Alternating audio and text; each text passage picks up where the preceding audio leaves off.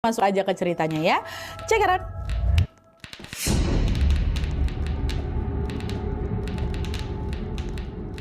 Oke, jadi kisah yang akan aku ceritakan ini dikirim sama wawa kita yang bernama Mas Dimas dari Bandung. Halo Mas. Nah, jadi pengalaman horor ini dialami Dimas waktu tahun 2020 kemarin, waktu dia lagi touring sama temannya yang bernama Alman. Jadi ceritanya waktu itu Dimas ini masih kuliah di salah satu kampus yang ada di Bandung, Wak. Dan dari semua temannya, Alman lah yang paling dekat sama dia. Soalnya mereka ini sama-sama suka touring gitu. Tiap ada waktu senggang, mereka ini pasti langsung gas, Wak, untuk touring. Kemana aja lah, pokoknya naik motor kemana-mana. Nah, di suatu hari, tepatnya pada hari Sabtu, Wak, Dimas sama si Alman ini berencana liburan ke salah satu spot wisata yang ada di Tasikmalaya. Mereka sepakat berangkat jam 7 pagi. Tapi mereka waktu itu boncengan satu motor aja, Wak, bukan motor masing-masing. Alman yang nyetir, Dimas yang duduk di belakang, Dimas yang dibonceng. Nah, waktu di perjalanan nih, udah ngegas kami, belum sampai Tasik lagi, Alman nggak sengaja lihat papan penunjuk arah, Wak. Tulisannya Jogja 360 km.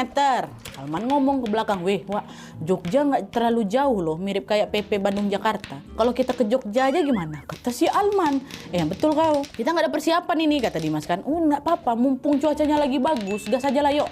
Ayo, kata Dimas. Tapi yang nyetir duluan ya, nanti gantian, kata Dimas. Adalah tuh, akhirnya betul, Wak. Nggak jadi mereka ke Tasik, mereka pun nekat pergi ke Jogja, berbekal sama Google Maps saja kami Nadia. Nah, menurut Maps, mereka ini bakal sampai di Jogja sekitar 12 jam lagi. Mereka sepakat buat nyetir gantian, 6 jam Alman, 6 jamnya Dimas gitu. Waktu itu Google Maps ini mengarahkan mereka lewat jalur selatan, Wak. Nah, jalur selatan ini adalah jalur panjang yang membentang dari Bandung sampai ke Jawa Tengah bagian selatan. Nah, pas berangkat ini, langit memang masih cerah, situasi jalan juga belum terlalu ramai.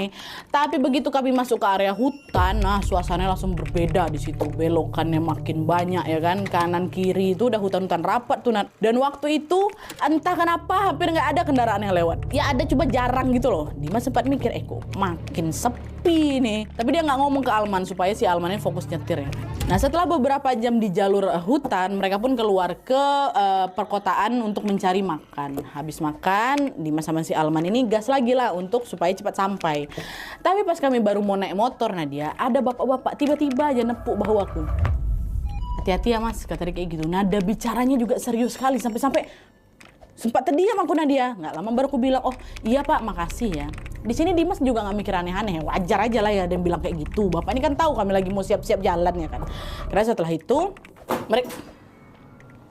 mereka tetap lanjut jalan tuh, menembus panasnya jalur selatan. Tapi belum lama mereka jalan, tiba-tiba hujan deras sekali, macam air yang ditumpahin. Mereka memutuskan untuk neduh bentar lah itu di pom bensin.